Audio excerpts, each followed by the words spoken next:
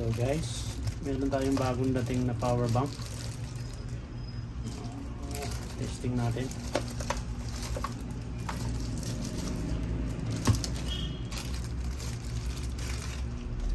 Yan. Removable siya. Removable yung battery. Ito yung mga screw niya. Screw natin dito yung ano.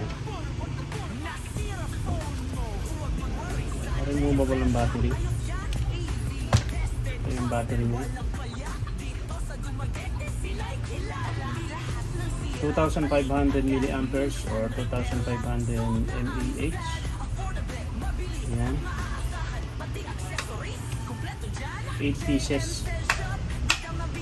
So total of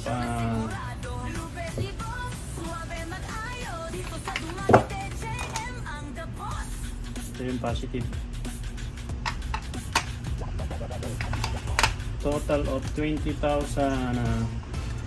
milliamperes or mAh. Yan.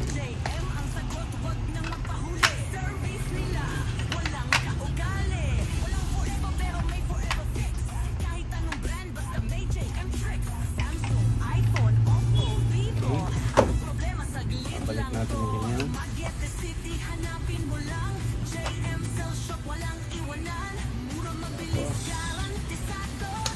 Yan, lalagyan.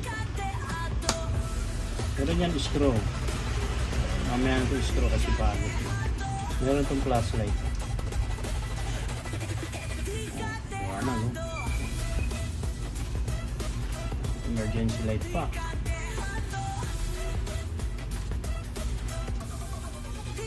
Try natin charge.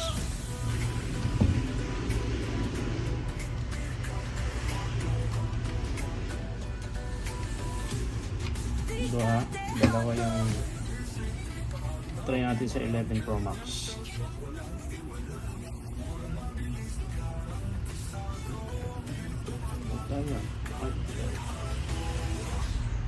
Yan, lobat 100% yung battery niya. Obserbahan natin kung gaano kabilis na mapupull ang 11 Pro Max. Ayan. Dalawa lang. Masira man yung battery, isa lang yung papalitan mo. Hindi ka na bibili lahat ng iba na naman na power bank. Kasi isa lang naman masira dito, hindi na yung gagana. So isa lang papalit.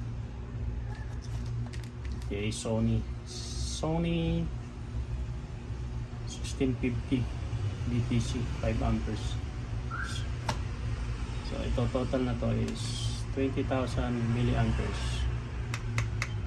Tagal tumalobat. 1%.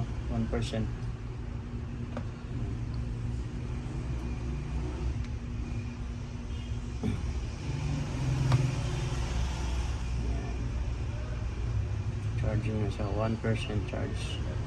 Hintayin natin kung ilang oras din mapupuno. Okay. 2 hours later. Full charge na siya.